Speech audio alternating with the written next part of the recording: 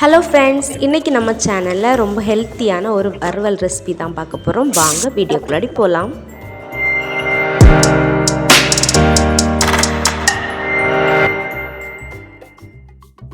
இன்றைக்கி நான் இந்த வறுவல் பண்ணுறதுக்கு கூனி கருவாடு எடுத்திருக்கேன்.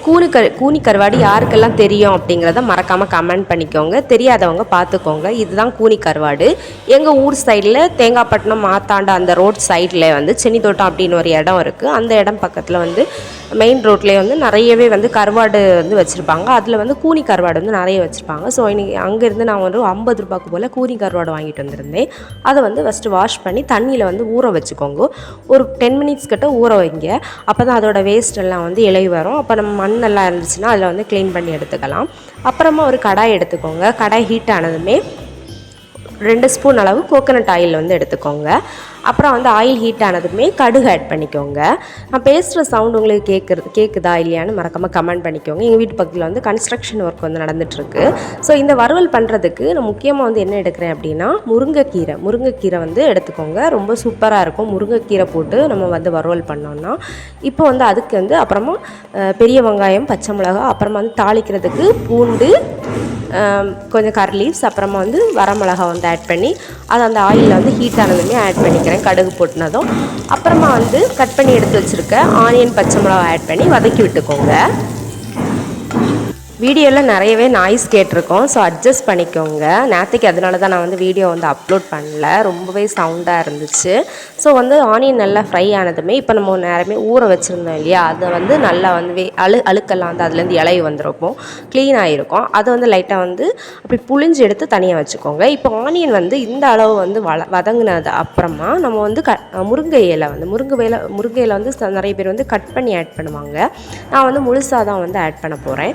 இப்போ ஆனியன் நல்லா வதங்கின அப்புறமா நம்ம வாஷ் பண்ணி எடுத்து வச்சுருக்க முருங்கை இலை நம்ம ஆட் பண்ணலாம். ஆட் பண்ணி அதுவுமே நல்லா வதக்கி விட்டுக்கோங்க. முருங்கை இலை கட் பண்ணி கூட நீங்கள் ஆட் பண்ணலாம். நான் கட் பண்ணலை, முழுசாக தான் வறுவலுக்கு ஆட் பண்ணுறேன். உங்களுக்கு விருப்பம்னா கட் பண்ணிக்கோங்க. எனக்கு என்னமோ அது கட் பண்ணால் அதோட கசப்பு தன்மை ரொம்ப தெரியறது மாதிரி எனக்கு ஃபீல் ஆகும். ஸோ நான் முருங்கைக்கீரை மோஸ்ட்டாக கட் பண்ண மாட்டேன். அப்புறமா ஆட் பண்ணி மூடி போட்டு வச்சுக்கோங்க. இப்போ நம்ம இதில் ஒரு சின்னதாக அரப்பு நம்ம போடணும். அதுக்கு கொஞ்சமாக தேங்காய், சீரகம், அப்புறம் மஞ்சள் தூள் ஆட் பண்ணி, அப்புறமா ஒரு பச்சை மிளகா, 2 சின்ன வெங்காயம் ஆட் பண்ணிக்கோங்க. 2லேருந்து 4 சின்ன வெங்காயம் ஆட் பண்ணி கொஞ்சமாக சால்ட் ஆட் பண்ணி நல்லா குறப்பாக அரைச்சி எடுத்துக்கோங்க. இவ்வளோதான். நம்ம இப்போ இதை மிக்சர் ஜாரில் போட்டு அரைச்சிக்கலாம். ரொம்பவே டேஸ்ட்டாக இருக்கும். எங்கள் ஊர் சைடில் இது மோஸ்ட்டாக ட்ரை பண்ணி கொடுப்பாங்க. இந்த கூனி கருவாட்டில் இந்த மாதிரி முருங்கை இலை போட்டு சாப்பிடுவாங்க. உங்கள் ஊரில் இந்த மாதிரி பண்ணாங்கன்னா மறக்காமல் கமெண்ட் பண்ணிக்கோங்க. இந்த மாதிரி ஸ்டேஜில் நம்ம அரைச்சி எடுத்துக்கணும். இப்போ நம்ம ஆட் பண்ண முருங்கை இலை பார்த்துக்கோங்க எவ்வளோ நம்ம ஆட் பண்ணோம். இப்போ குவான்டிட்டி கம்மியாக தான் வந்திருக்கு பார்த்தீங்களா. ஸோ இதை நல்லா வெந்துடுச்சு ஓரளவு முருங்கை இலை. இப்போ இந்த ஸ்டேஜில் நம்ம வாஷ் பண்ணி எடுத்து வச்சுருக்க கூனி கருவாடை ஆட் பண்ணிக்கலாம். கூனி கருவாடை ஆட் பண்ணி நல்லா வறுத்தெடுத்துக்கோங்க. இது நல்லாவே க்ளீன் பண்ணணும். இல்லைனா சாப்பிடும்போது அதில் மண் ஏதாச்சும் இருந்துச்சுன்னா அது நமக்கு சாப்பிட்றதுக்கு நல்லா இருக்காது. ஸோ நிறைய தண்ணி விட்டு நல்லா வாஷ் பண்ணி எடுத்துக்கோங்க கூனி கருவாடை. இப்போ நல்லா வறுத்தெடுத்துக்கோங்க. அதே மாதிரி ஒரு 2 மினிட்ஸ் கிட்ட நம்ம மூடி போட்டு இதுக்கு தேவையான அளவு சால்ட்டும் ஆட் பண்ணி நம்ம மூடி போட்டு வச்சுக்கலாம். இப்போது நான் சால்ட்டை ஃபஸ்ட்டு ஆட் பண்ண மறந்துட்டேன். இப்போ செகண்ட் ஆட் பண்ணியிருக்கேன். நீங்கள் மூடி வைக்கும்போதே நீங்கள் சால்ட் ஆட் பண்ணி மூடி வச்சுக்கோங்க. இப்போ நல்லா வெந்த அப்புறமா அதோட கலர் சேஞ்ச் ஆகும். நீங்கள் வீடியோவில் பார்த்தாலே தெரியும். நல்லா வறுத்தெடுத்துக்கோங்க. இதுவே நீங்கள் மண் சட்டியில் பண்ணிங்கன்னா இன்னுமே டேஸ்ட்டு சூப்பராக இருக்கும். நல்லா வறுத்தாச்சு. இப்போ நம்ம அரைச்சி வச்சுருக்க இந்த பேஸ்ட்டை ஆட் பண்ணிடலாம். பேஸ்ட் நல்ல பேஸ்ட்டாக அரைக்காமல் கொஞ்சம் குறப்பாக அரைச்சி எடுத்துக்கோங்க. இப்போ நம்ம அரைச்சி வச்சுருக்க பேஸ்ட்டை கொட்டி அதுவுமே நல்லா வதக்கி விட்டுக்கோங்க. இப்போ நான் ஆட் பண்ண பேஸ்ட்டை போட்டுட்டு இப்போ நான் அதையும் நல்லா வதக்கி விட்டுறேன்.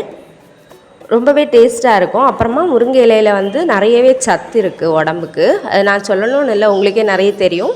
தெரியாதவங்க டிஸ்கிரிப்ஷனில் ஹெல்த் பெனிஃபிட்ஸ் கொடுத்துருக்கேன், செக் பண்ணிக்கோங்க. அதையும் போட்டு நல்லா வறுத்து விட்டுக்கோங்க.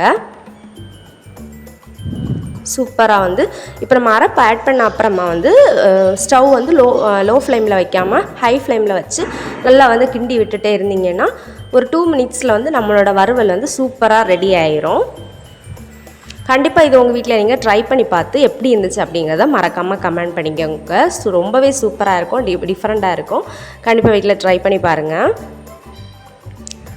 அப்புறம் நான் வந்து ஆல்ரெடி சொல்லியிருந்த மாதிரி டெய்லி ஒரு கொஸ்டின்ஸ் கொடுத்து கிவ் அவே மாதிரி ஒரு க்ரியேஷன்ஸ் வந்து நம்ம சேனலில் பண்ணுறது மாதிரி ஒரு இது வந்து ஆல்ரெடி ஒரு வீடியோவில் வந்து சொல்லியிருப்பேன். ஸோ அதை பற்றின ஏதாச்சும் இருந்துச்சுன்னா மறக்காமல் கமெண்ட் பண்ணிக்கோங்க. இன்னும் சூப்பரான வீடியோவில் நான் உங்களை மீட் பண்ணுறேன். தேங்க்ஸ் ஃபார் வாட்சிங்.